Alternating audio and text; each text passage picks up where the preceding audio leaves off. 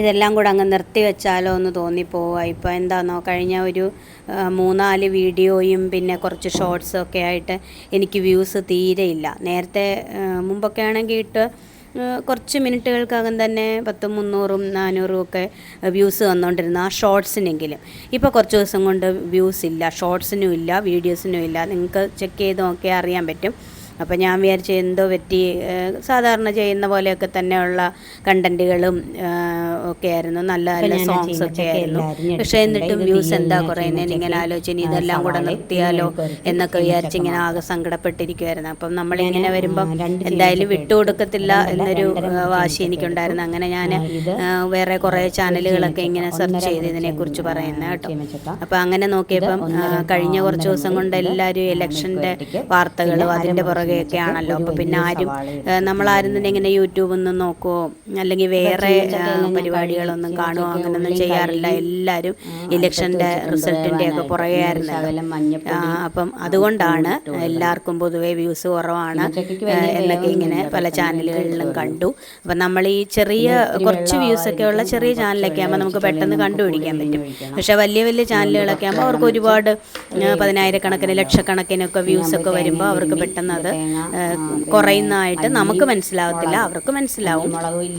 അപ്പോൾ അതുകൊണ്ടാണ് അങ്ങനെ എൻ്റെ ചാനലിന് മാത്രമേ ഉള്ളൂ. കാരണം എനിക്കാകെ 100-200 ഒക്കെ വ്യൂസ് ആയിരിക്കും. അപ്പോൾ അതിൽ നിന്ന് പെട്ടെന്ന് 10-20 ഒക്കെ ആകുമ്പോഴത്തേക്കും എന്തെങ്കിലും കുഴപ്പമുണ്ടോ? ഒന്നാമത് ഞാൻ പറഞ്ഞില്ലേ എൻ്റെ ഫോൺ കേടാണ്. അപ്പം ഇനി ക്ലാരിറ്റി കുറവ് കൊണ്ടാണോ എന്താണെന്ന് ഇങ്ങനെ അറിയാതെ വിഷമിച്ചിരിക്കുമായിരുന്നു. അപ്പോഴാണ് ഞാൻ ഇങ്ങനെ ചാനലൊക്കെ കണ്ടപ്പം ഇങ്ങനത്തെ ഓരോ വിവരങ്ങളൊക്കെ കിട്ടിയത്. അപ്പോൾ പിന്നെ മുമ്പ് പറയാറുള്ള പോലെ ഞാൻ എല്ലാവരോടും പറയാറുണ്ട്, വ്യൂസ് കുറവാണെങ്കിലും വീഡിയോ ഇടുന്നത് നിർത്തരുതെന്നൊക്കെ. അപ്പോൾ പിന്നെ ഞാൻ തന്നെ നിർത്തിയാലോ എന്ന് കരുതി ഞാൻ വീണ്ടും അങ്ങനെ വീഡിയോ ഇട്ടതാണ്. അപ്പോൾ എന്നാണ്ട് ഞാനിത് കുറച്ച് ദിവസമായി ഇതൊക്കെ എടുത്തു വെച്ചിട്ട് കേട്ടോ. അപ്പോൾ ഇതൊക്കെ ഞാനിങ്ങനെ എടുത്ത് കണ്ടുകൊണ്ടിരിക്കുക. ഇതൊന്ന് എഡിറ്റ് ചെയ്യാനോ അതൊന്ന് അപ്ലോഡ് ചെയ്യാനോ വോയിസ് ഓവർ കൊടുക്കാനോ ഒന്നും തോന്നാറില്ല. കാര്യം നമ്മൾ ഇത്രയും ഇഷ്ടപ്പെട്ട് വീഡിയോ ഇട്ടാലും നമുക്ക് വ്യൂസ് ഒന്നും കിട്ടാതെ വരുമ്പോഴത്തേക്കും നമ്മൾ സ്വാഭാവികമായിട്ടും അത് പിന്നെ നമുക്ക് വീഡിയോ ഇടാനൊന്നും തോന്നില്ല. അപ്പോൾ അങ്ങനെ ഒരു ദിവസം ഈ ചീമച്ചക്ക കണ്ടപ്പം അവൻ മേടിച്ചുകൊണ്ട് വന്നു. അവന് ഭയങ്കര ഇഷ്ടപ്പെട്ട ഒരു സാധനമാണ്. അപ്പോൾ അങ്ങനെ ചീമച്ചക്ക മേടിച്ചുകൊണ്ട് വന്നപ്പോൾ അത് തീയലും മെഴുക്കുവരട്ടിയൊക്കെ വെക്കുന്ന വീഡിയോ ഇടാം എന്നൊക്കെ പറഞ്ഞ് അന്ന് തൊട്ടേ ഞാൻ ഈ വീഡിയോ എടുത്തിങ്ങനെ വെച്ചിരിക്കുവാണ്. പിന്നെ ഞാൻ വിചാരിച്ചു എന്തിനാ കഷ്ടപ്പെട്ടിട്ടാലും പിന്നെ വ്യൂസ് ഒന്നും കിട്ടുന്നില്ലെങ്കിൽ പിന്നെ വേണ്ട എന്ന് വിചാരിച്ചു. എന്നാലും അങ്ങനെ വിട്ടുകൊടുക്കാമല്ലോ എന്ന് വിചാരിച്ച് ഞാൻ വീണ്ടും വന്നതാണേ. അപ്പോൾ ചീമച്ചക്ക തീയൽ വെക്കണം. ചീമച്ചക്കയും ഉള്ളിയും കൂടെ തീയൽ വെക്കാനായിട്ട് ചെറുതായിട്ട് അരിഞ്ഞു. അത് ഉപ്പും മഞ്ഞളും ഇട്ട് വേവിക്കാനായിട്ട് വെച്ചു. കണ്ടേ, ഇത് തേങ്ങ വറക്കുവാണ്. അപ്പോൾ തേങ്ങയും മുളകും മല്ലിയും കൂടെ വറക്കുന്നത്. അപ്പോൾ ഇപ്പോൾ എൻ്റെ മല്ലി ഇല്ലാത്തതുകൊണ്ട് ഞാൻ മല്ലിപ്പൊടിയാണ് ഇടുന്നത്. അപ്പം നമ്മൾ മുളക് പൊടിയും മല്ലിപ്പൊടിയും ഇടുന്നതെങ്കിൽ തേങ്ങ നല്ലോണം വറുത്തതിന് ശേഷം ഇടാവുള്ളൂ. അപ്പോൾ തേങ്ങ അതേണ്ട ഈ നിറം ആയതിനു ശേഷം ഞാൻ മല്ലിപ്പൊടിയും കൂടെ ഇട്ട് കൊടുത്തു. തേങ്ങയും മുളകും കരിവേപ്പിലയും കൂടെ നല്ലോണം വറുത്തിട്ട് അത് ഓഫ് ചെയ്യാറാവുമ്പോൾ മല്ലിപ്പൊടിയും കൂടെ ഇട്ട് ഒന്ന് ചൂടാക്കി എടുക്കണം. എന്നിട്ട് നല്ല വൃത്തിയായിട്ട് അരച്ച് നമ്മൾ വേവിച്ച് വെച്ചിരിക്കുന്ന ചീമച്ചക്കയും സവാളയും ഉണ്ടല്ലോ അതിനകത്തോട്ട് ചേർക്കണം. അതിന് മുമ്പ് ഒരു ചെറിയ നാരങ്ങയുടെ വലിപ്പത്തിലുള്ള പുളിയെടുത്ത് പിഴിഞ്ഞ് അതിനകത്ത് ചേർക്കണം. ആ ചൂട് മതിയല്ലോ. കണ്ടപ്പോൾ നല്ല ചീമച്ചക്കയൊക്കെ ആയിരുന്നു കേട്ടോ. സാധാരണ ഈ ചീമച്ചക്ക പെട്ടെന്ന് വേവുമല്ലോ, പക്ഷേ ഇത് വാടിയിരുന്നാണോ എന്തോ കാര്യം അറിഞ്ഞുകൂടാ. എന്തായാലും കുറേ സമയം എടുത്തു അത് വേവാനായിട്ട് കേട്ടോ. അങ്ങനെ ഞാനൊരുവിധം അത് വേവിച്ചൊക്കെ എടുത്തു. എനിക്ക് തോന്നുന്നു ഞാൻ ഒരു 10-20 മിനിറ്റ് കൊണ്ട് വേവുന്ന സാധനം ഒരു 3/4 മണിക്കൂർ എടുത്തു വേവാനായിട്ട്. കാര്യം ഇത് വാടിയതായതുകൊണ്ട് ഇങ്ങനെ വഴങ്ങി ഇങ്ങനെ കിടന്നു. ഇതാണ് ഇത്രയും പുളി എടുത്ത് ഞാൻ നേരത്തെ വെള്ളത്തിലിട്ടു. അപ്പോൾ നമ്മുടെ കഷ്ണം എല്ലാം വെന്ത് കഴിയുമ്പം നമുക്ക് ഈ പുളിയും കൂടെ പിഴിഞ്ഞൊഴിക്കാം. പിഴിഞ്ഞ് ചേർക്കാം. അപ്പോൾ ഞാൻ ഇനി പോയി തേങ്ങ അരച്ചുകൊണ്ട് വരാം. നേരത്തേക്ക് ഈ പുളി കുതിർന്നിരിക്കും. തീയലിൻ്റേത് അരച്ച് വെച്ചിട്ടുണ്ട് കണ്ടോ, നല്ലോണം അരഞ്ഞിട്ടുണ്ട്. ഇനി ഇത് മെഴുക്ക് പുരട്ടിക്ക് വേണ്ടി വെച്ചതാണ്. അപ്പോൾ ഈ തീയലിന് വെച്ചപ്പോൾ എനിക്ക് മനസ്സിലായി ചീമച്ചക്കയ്ക്ക് ഇച്ചിരി വേവുണ്ട് കേട്ടോ. ഈ ചീമച്ചക്കയ്ക്ക് അതെന്താണോ എന്തോ വാടിയതെങ്ങാനും ആണോ എന്തോ. ഇന്നലെ കൊണ്ടുവന്നതേ ഉള്ളൂ, പക്ഷേ അവിടെ ഇരുന്നിട്ട് കുറേ ദിവസമായി കാണും. സാധാരണ ചീമച്ചക്ക ഇട്ട് കഴിഞ്ഞാൽ പെട്ടെന്ന് വേവുന്ന, അതുകൊണ്ട് ഞാൻ മെഴുക്ക് പുരട്ടിക്ക് കുറച്ച് വെള്ളം ഒഴിച്ചിട്ടുണ്ട്. അല്ലെങ്കിൽ ഇത്രയും വെള്ളം വേണ്ടായിരുന്നു. മെഴുക്ക് പുരട്ടി പിന്നെ വെക്കാൻ പ്രത്യേകിച്ചൊന്നുമില്ലല്ലോ. കഷ്ണം കഴുകി കുറച്ച് വെള്ളം ഒഴിച്ച് അടുപ്പത്തോട്ട് വെക്കുക, ഉപ്പ് മഞ്ഞൾപ്പൊടി ഇടുക, വേവുമ്പോൾ കരിവേപ്പിലയും വെളിച്ചെണ്ണ ഒഴിക്കുക, അത്രയേ ഉള്ളൂ. അപ്പോൾ ഇത് വേവുണ്ടെന്ന് മനസ്സിലാക്കിയതുകൊണ്ടാണ് ഞാൻ കുറച്ച് വെള്ളം കൂടുതൽ ഒഴിച്ചത് കേട്ടോ. അല്ലെങ്കിൽ ഇത്രയും വെള്ളം വേണ്ട, പെട്ടെന്ന് വേവുന്നതാണെങ്കിൽ. ഇനി അതും അവിടെ കിടന്ന് വേവട്ടെ. ഇനി ഇതിനകത്ത് നമുക്ക് ബാക്കിയൊക്കെ ചേർക്കാം. അങ്ങനെ നമ്മുടെ ചീമച്ചക്കയൊക്കെ വെന്തിട്ടുണ്ട് കേട്ടോ. തീയലിൻ്റെ കഷ്ണമെല്ലാം വെന്തു. ഞാൻ ആ പുളിയെല്ലാം പിഴിഞ്ഞ് അതിൻ്റെ വെള്ളമെല്ലാം എടുത്ത് വെച്ചിട്ടുണ്ട്. ഇനി അത് നമുക്ക് ഇതിനകത്തോട്ട് ഒഴിച്ച് തിളപ്പിക്കാം നല്ലോണം. പുളി പിഴിഞ്ഞ വെള്ളം ഒഴിച്ചു. ഇനി ഇത് നല്ലോണം ഒന്ന് തിളക്കട്ടെ. നമ്മുടെ മെഴുക്ക് പുരട്ടി ഇവിടെ കിടന്ന് തിളയ്ക്കുന്നുണ്ട്. തീയലും തിളക്കട്ടെ. നല്ലോണം തിള വന്നു കഴിയുമ്പം തേങ്ങ അരച്ച് വെച്ചേക്കുന്നതൂടെ ചേർക്കാം. നല്ല അടിപൊളിയായിട്ട് തിളച്ചിട്ടുണ്ട്. ആ പുളിയെല്ലാം വെന്തു. ഇനി നമുക്ക് വേണ്ട തേങ്ങ അരച്ച് വെച്ചിട്ടുണ്ട്, അതുകൂടെ ചേർക്കാം. ഞാൻ മിക്സിയുടെ ജാറിൽ നിന്ന് മാറ്റി അതുകൂടെ കഴുകിയൊക്കെ ചേർത്തേ, അതുകൊണ്ടാണ് ഇത്രയും വെള്ളം തേങ്ങയ്ക്കുള്ളത്. തേങ്ങ അധികം വെള്ളം ചേർക്കാതെ അരച്ചത്. നല്ലോണം അരയ്ക്കണം, തീയലല്ലേ.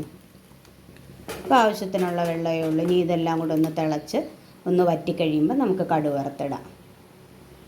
തിളക്കട്ടെ.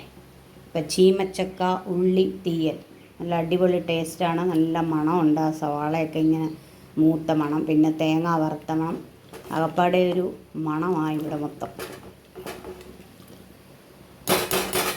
അങ്ങനെ തീയൽ, ചീമച്ചക്ക തീയൽ, മെഴുക്ക് പുരട്ടി. ഇനി മെഴുക്ക് പുരട്ടി ഒന്ന് ഇളക്കി കൊടുക്കട്ടെ. അപ്പൂന് ഏറ്റവും ഇഷ്ടമുള്ളൊരു സാധനം ഈ ചീമച്ചക്ക. ചില സമയത്ത് ഇതിന് ഭയങ്കര വിലയായിരിക്കും. ഇവിടെ അത്യാവശ്യം വിലയൊക്കെ ഉണ്ട് കേട്ടോ. ചെറിയ 3 എണ്ണം കിട്ടി 100 രൂപയ്ക്ക്. എന്നാലും കുഴപ്പമില്ലായിരുന്നു. പക്ഷെ വേവാൻ കുറച്ച് താമസമായിരുന്നു. സാധാരണ ഇങ്ങനെയല്ല, പെട്ടെന്ന് വേവുന്ന സാധനമാണ് ചീമച്ചക്ക. ഇച്ചിരി ഉപ്പ് നോക്കട്ടെ.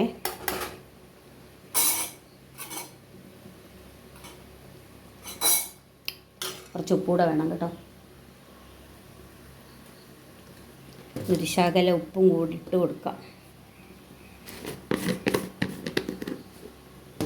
ഞാനാണെങ്കിൽ എൻ്റെ ട്രൈപോഡും എടുത്തുകൊണ്ട് വന്നില്ല, ആവശ്യവും വന്നു. ഉപ്പിട്ടു. ഇല്ലെങ്കിലും ഇങ്ങനെ നമ്മളെന്തെങ്കിലും എടുത്തുകൊണ്ട് വന്നില്ലെങ്കിൽ അന്നേരം അത് ആവശ്യം വരും. ട്രൈപോഡ് ഉണ്ടെങ്കിൽ അവിടെ വെച്ചെടുക്കാമായിരുന്നു. അപ്പോൾ ഉപ്പും കൂടി ഇട്ട് കൊടുത്തു.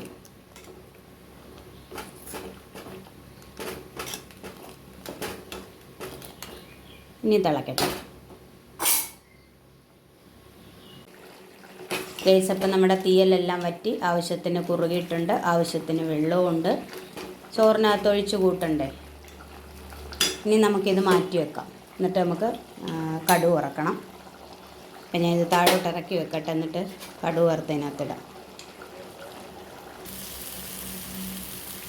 ചീനിച്ചട്ടി ചൂടായിട്ടുണ്ട്. കുറച്ച് വെളിച്ചെണ്ണ ഒഴിച്ച് കൊടുക്കാം.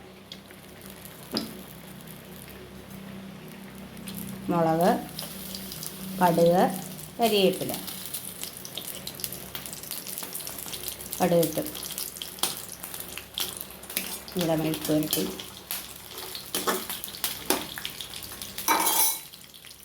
ഇനി കുറച്ച് കരിവേപ്പിലയും കൂടെ ഇടാം. കരിവേപ്പില നമ്മൾ തേങ്ങ വറുത്തപ്പോൾ കുറച്ച് ചേർത്തായിരുന്നു.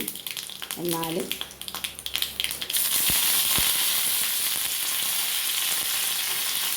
കടുക് വറക്കുമ്പോഴും കൂടെ കരിവേപ്പില ഇങ്ങനെയൊന്നും വറുത്തിട്ടാൽ അതിനൊരു പ്രത്യേക ഒരു ടേസ്റ്റാണ്.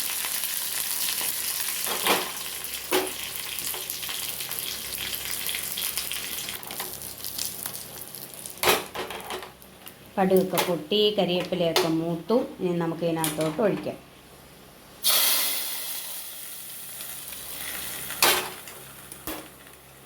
ഒരു ശകലം കൂട്ടാനെടുത്ത്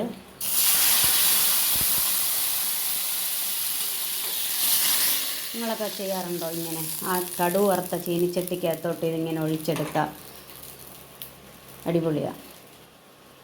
കടുക് വറുത്ത ചീനിച്ചട്ടിക്കകത്തോട്ട് കൂട്ടാനൊഴിച്ച് തിരിച്ചതിനകത്തോട്ട് ഒഴിക്കണം. അപ്പോൾ അതിനകത്തുള്ള ആ കടുവിൻ്റെയും വെളിച്ചെണ്ണയുടെയൊക്കെ ആ ഒരു മയവും കൂടി ഇതിനകത്തോട്ട് തിങ്ങി പോന്നോളും. ആ ടേസ്റ്റും കൂടെ കിടക്കട്ടെ, എല്ലാം കൂടെ അടിപൊളിയാവട്ടെ അല്ലേ. അപ്പം ഇനി നമ്മുടെ തീയൽ അങ്ങനെ റെഡി. ചീമച്ചക്ക സവാള തീയൽ ഞാൻ അടച്ചു വെക്കാം. മെഴുക്കുവരട്ടി പറ്റി കേട്ടോ, കറക്റ്റ് വെള്ളമായിരുന്നേ. അപ്പം ഞാൻ കുറച്ച് കരിവേപ്പിലയും കൂടെ ഇട്ടു. ഇനിയും ആ ബാക്കിയുള്ള ആ ഒരു വെള്ളമയവും കൂടെ പോയിട്ട് നമുക്ക് വെളിച്ചെണ്ണ ഒഴിക്കാം. അപ്പം ഞാൻ ആ ഒഴിച്ച വെള്ളം കറക്റ്റായിരുന്നു. ആ വെള്ളം വറ്റിയപ്പോഴത്തേക്ക് അത് വെന്തു. ഇതുണ്ടോ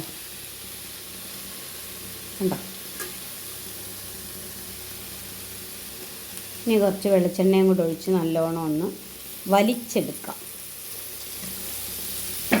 വെളിച്ചെണ്ണ കുറച്ച് കൂടുതൽ ഒഴിച്ചു കേട്ടോ. വെളിച്ചെണ്ണ നല്ലോണം ഒഴിച്ചിട്ടുണ്ട്. കാര്യം ഈ ചീമച്ചക്കയ്ക്ക് എങ്ങാനും കറയുണ്ടെങ്കിലേ പോട്ടേന്ന് വിചാരിച്ചു.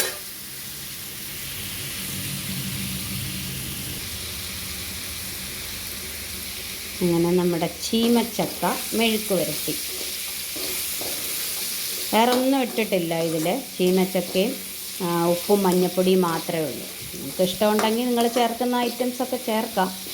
ഇവിടെ മെഴുക്ക് വരട്ടി എന്ന് പറഞ്ഞാൽ ഇവിടെ വേറെ ഒന്നും ചേർക്കത്തില്ല, ഇത്രയേ ഉള്ളൂ. അപ്പം നമ്മുടെ തീയലും മെഴുക്ക് വരട്ടിയും റെഡിയായി. കണ്ടോ, ഇത്രയേ ഉള്ളൂ. വളരെ എളുപ്പമല്ലേ. അപ്പം ഇന്ന് ഉച്ചക്കലത്തേക്കുള്ള ഐറ്റംസൊക്കെ ആയി. നമ്മുടെ ചോറും ഞാൻ വേകാൻ വെച്ചിട്ടുണ്ട്. അപ്പം എന്നോട് കുറേ പേര് ചോദിച്ചേ, ഈ ചോറിങ്ങനെ തിളയ്ക്കാൻ വെച്ചാൽ ഇത് വേവുമോ, തിളച്ചിട്ട് അടച്ചു വെക്കുന്നതേ കണ്ടുള്ളല്ലോ എന്ന് പറഞ്ഞു. അത് വേവും കേട്ടോ.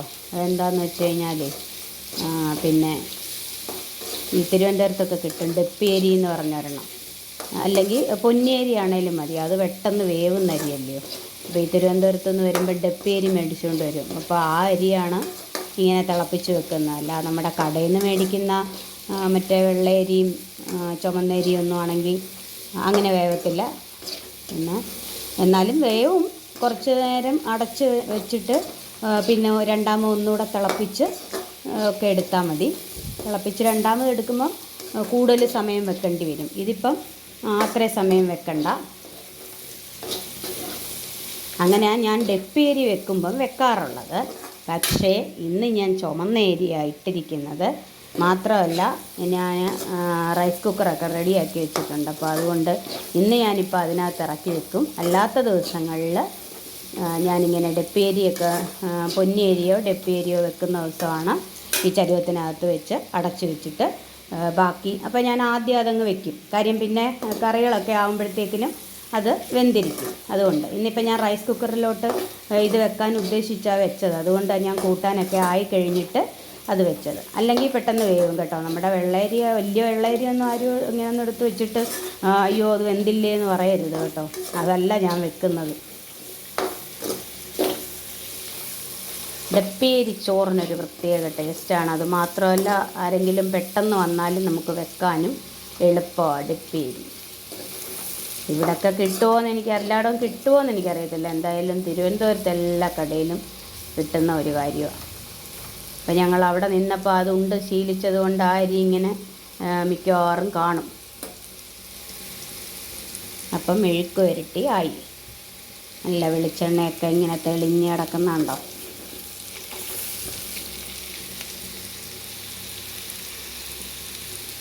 അങ്ങനെ നമ്മുടെ ചോറ് അരി വേവാനായിട്ട് റൈസ് കുക്കറിലെടുത്ത് വെച്ചിട്ടുണ്ട്. ഇനിയും ബാക്കി പണികളൊക്കെ നോക്കട്ടെ. അങ്ങനെ കൂട്ടാനും മെഴുക്ക് വരട്ടിയൊക്കെ ആക്കി അരിയും തിളപ്പിച്ച് കുക്കറിനകത്ത് ഇറക്കി വെച്ചിട്ട് ഞാൻ ദേ വെളിയിലോട്ട് ഇറങ്ങിയപ്പോൾ അമ്മ ദേ കുനിഞ്ഞ് നിന്ന് ചക്കക്കുരു ഇടിച്ച് പുളിക്കുന്നുണ്ടോ. ഇങ്ങനെ അമ്മ ചക്കക്കുരു അരിയുന്നത് കേട്ടോ. ചക്കക്കുരുവിൻ്റെ തൊലി കളയുന്നത്. ഇത് തേങ്ങയോ ചുറ്റികയോ എന്തെങ്കിലും വെച്ച് ഇടിക്കുമ്പോൾ ചതയ്ക്കുമ്പോൾ തൊലിയും പോകും, ചെറിയ ചെറിയ കഷ്ണങ്ങളായിട്ട് കിട്ടുകയും ചെയ്യും. കണ്ടോ ഇതേപോലെ. അപ്പോൾ ചക്കക്കുരുവും മാങ്ങയും കൂടെ അവിയൽ വെക്കാൻ വേണ്ടിയിട്ടാണ് അത്. അമ്മ നിന്ന് അരിയുന്ന കണ്ടോ, കുനിഞ്ഞ് വടച്ച് നിന്ന് അരിയുന്നു. അങ്ങനെ ചക്കക്കുരു മാങ്ങ അവിയൽ വെക്കാനായിട്ട് തുടങ്ങുവാണ് അമ്മ. ഞങ്ങൾ രണ്ട് കൂട്ടരും കൂട്ടാൻ വെച്ചാലും അമ്മയ്ക്ക് എന്തെങ്കിലും സ്പെഷ്യൽ ഇങ്ങനെ ഉണ്ടാക്കും. കാര്യം മഴയൊക്കെ ആയതുകൊണ്ട് അങ്ങനെ പറമ്പിലൊന്നും പോയി ഒന്നും ജോലി ചെയ്യാൻ പറ്റത്തില്ലല്ലോ. അപ്പോൾ അതുകൊണ്ട് അമ്മ ദേ അവിയൽ വെക്കാനായിട്ട് തുടങ്ങും. അപ്പോൾ ചക്കക്കുരു എല്ലാം തൊലിച്ചെടുത്തു. ഞാനങ്ങനെ വെളിയിലോട്ട് ഇറങ്ങിയതാണ് ഇനി എന്തെങ്കിലുമൊക്കെ വിഷയം കിട്ടുമോ എന്നറിയാൻ വേണ്ടിയിട്ട്. അപ്പോഴാണ്ട് അമ്മ അവിടെ നിന്ന് അരിഞ്ഞ് ചതച്ചെടുക്കുന്നു. അങ്ങനെ പിന്നെ അമ്മയുടെ പുറകെ കൂടി. അപ്പോൾ അമ്മ ഇതെല്ലാം തൊലി കളഞ്ഞ് വൃത്തിയാക്കി എടുത്തു. ഇനി അമ്മ ഇങ്ങനത്തെ സാധനങ്ങളൊക്കെ വെക്കുമ്പം നമ്മുടെ കൽച്ചട്ടി എടുക്കും കേട്ടോ. അതിനകത്താണ് വെക്കുന്ന. ചക്കക്കുരു മാങ്ങയും കൂടെ വേവിച്ചിട്ട് തേങ്ങ അരച്ച് ചേർക്കും. വേറെ പണിയൊന്നുമില്ല ഇതിന്. പിന്നെ പ്രധാന പണി എന്ന് പറയുന്നത് ഇത് തന്നെയാണ്. ഈ ചക്കക്കുരു തൊലിച്ചെടുക്കുക എന്ന് പറയുന്നത് കുറച്ച് ബുദ്ധിമുട്ടുള്ള കാര്യമല്ലേ. അത് അമ്മ വേണ്ട നിഷ്പ്രയാസം ചതച്ചെടുത്തു. അപ്പോൾ മാങ്ങയ്ക്ക് പുളി കുറവാണെന്ന് പറഞ്ഞുകൊണ്ട് ഞാൻ പിന്നെ ഒരു പുളിയുള്ള മാങ്ങയും കൂടെ കൊണ്ടു കൊടുത്തു. കുറച്ച് പുളിയൊക്കെ വേണമല്ലോ. അടുപ്പം വെക്കാൻ പറ്റും. അപ്പോൾ അത് മുഴുവൻ നനഞ്ഞ് കിടക്കുമോ. നമ്മൾ ചക്കക്കുരു അത് വേവണമെങ്കിലേ ഇത്തിരി നേരം വേണം. അടുപ്പ് കത്തിയില്ലെങ്കിൽ ബാധി കുഴഞ്ഞ് ആട് കാണത്തില്ല. എന്തില്ലെങ്കിൽ ഇന്നലെ കറുമുറന്ന് എങ്ങനെ പിന്നെ ഇങ്ങനെ വിചാരിച്ചെന്നാൽ അടുപ്പ് വെക്കണ്ട, ഗ്യാസേ വെച്ചേക്കാം. കൽച്ചട്ടി ഒരു ദിവസം വെച്ചാണ്. ഇതെന്ന് ചമ്മന്തി അരയ്ക്കുന്നുണ്ടോ? ചമ്മന്തി അരയ്ക്കാൻ ശരം മാങ്ങ എടുക്കും. ഇച്ചിരി മാങ്ങ ചമ്മന്തി. ഉള്ളി എത്ര വേണമെന്നുണ്ടോ? ആ ചക്കക്കുരു അരിയുന്നൊരു പാടേ ഉള്ളൂ കേട്ടോ. ചക്കക്കുരുവും മാങ്ങയും കൂടെ അവിയൽ വെക്കാൻ വേറെ പാടൊന്നുമില്ല. കഷ്ണം നല്ലപോലെ ഉപ്പും മഞ്ഞളും ഇട്ട് വേവിക്കുക. തേങ്ങയും പിന്നെ കരിവേപ്പിലയും മുളകും കൂടെ അരച്ച് ചേർക്കുക. അത്രയേ ഉള്ളൂ. അപ്പം നല്ല ഉറച്ച അവിയൽ. പിന്നെ അമ്മ മാങ്ങ ചമ്മന്തി അരച്ചു കേട്ടോ. അങ്ങനെ മാങ്ങ ചമ്മന്തി ഇത് രണ്ടും ഞാൻ പോയി എൻ്റെ ജോലിയൊക്കെ തീർത്തിട്ട് വന്നപ്പോഴത്തേക്ക് അമ്മ ഇതൊക്കെ റെഡിയാക്കി കേട്ടോ. അപ്പോൾ ഞാൻ ഇച്ചിരി ടേസ്റ്റ് ചെയ്ത് നോക്കിയപ്പോൾ കൊള്ളാം, അടിപൊളി. അങ്ങനെ ഞാൻ എന്തോ ചെയ്തെന്നോ കുറച്ച് ഈ അവിയലും മാങ്ങാച്ചമ്മന്തിയും മാത്രമായിട്ടൊരു പ്ലേറ്റിൽ എടുത്തുകൊണ്ട് പോയി അതിൻ്റെ അത് മാത്രമായിട്ട് കഴിക്കാനായിട്ട് നോക്കിയപ്പോൾ നല്ല ടേസ്റ്റ്. ഇനി ചോറുണ്ണാനൊക്കെ ആവുന്നേ ഉള്ളൂ. ഇത് ഏകദേശം ഒരു 11 മണിയൊക്കെ ആയതേ ഉള്ളേ. അപ്പോൾ ചോറൊക്കെ ഉണ്ടണമെങ്കിൽ 1 മണിയൊക്കെ ആവണ്ടേ. അപ്പോൾ അതുവരെ വെയിറ്റ് ചെയ്യാൻ എനിക്ക് ക്ഷമയില്ലാത്തതുകൊണ്ട് ഞാൻ എന്തോ ചെയ്തെന്നോ ഒരു പ്ലേറ്റിൽ എടുത്തുകൊണ്ട് പോയിട്ട് പുറത്ത് പോയിരുന്ന് ആസ്വദിച്ച് കഴിച്ചു. സൂപ്പർ.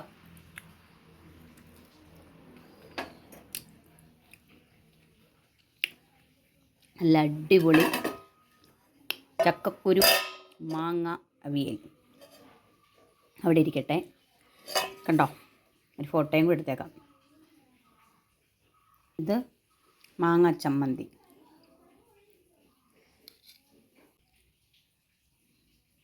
മാങ്ങ ചമ്മന്തി എങ്ങനെ ഉണ്ടോ നോക്കട്ടെ. മാങ്ങ കൊച്ചുള്ളി എല്ലാം കൂടെ ഇട്ട ചമ്മന്തി. കയ്യിലെടുത്ത് നോക്കാം, സ്പൂണ് വേണ്ട.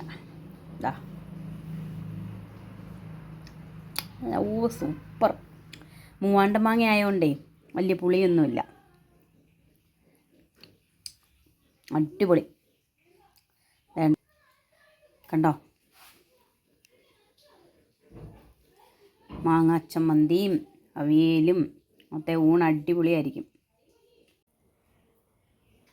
അവിയലിൻ്റെ ചമ്മന്തിയുടെ വീഡിയോ എടുക്കാൻ പോയതാണ്. അതിൻ്റെ ടേസ്റ്റ് കാരണം അത് മാത്രമായിട്ട് തിന്നാൻ എടുത്തുകൊണ്ട് വന്നു. വേണോടാ? എന്താണിത്? അവിയൽ, ചക്കക്കുരു മാങ്ങ അവിയലും മാങ്ങ ചമ്മന്തി. കൊള്ളാം, സൂപ്പറാണ്. അപ്പോൾ ഇനി നമുക്ക് ചോറുണ്ണാം. ചോറ്, തീയൽ, മെഴുക്കുവരട്ടി, അവിയൽ, മാങ്ങ ചമ്മന്തി. അപ്പോൾ ഈ മാങ്ങ ഞാൻ പറഞ്ഞില്ലേ മൂവാണ്ട മാങ്ങയായിരുന്നു. ചെറിയൊരു മധുരം കൂടെ ഉണ്ടായിരുന്നേ. അപ്പോൾ ഒന്നുകൂടെ ഭയങ്കര ടേസ്റ്റായിരിക്കും ചെറിയൊരു മധുരം ഇഷ്ടമുള്ളവർക്ക്. അപ്പോൾ അങ്ങനെ എല്ലാം കൂടെ നല്ല അടിപൊളി ഊണ്, നല്ല മഴയും പുറത്ത്. അപ്പോൾ വീഡിയോ എല്ലാവരും കാണുക. വീഡിയോ ഒക്കെ ഇഷ്ടപ്പെട്ടെങ്കിൽ ചാനൽ സബ്സ്ക്രൈബ് ചെയ്യാത്തവരൊന്ന് സബ്സ്ക്രൈബ് ചെയ്യണം. അപ്പോൾ ഇനിയും വ്യൂസ് കുറയത്തില്ല എന്ന് വിചാരിക്കുന്നു.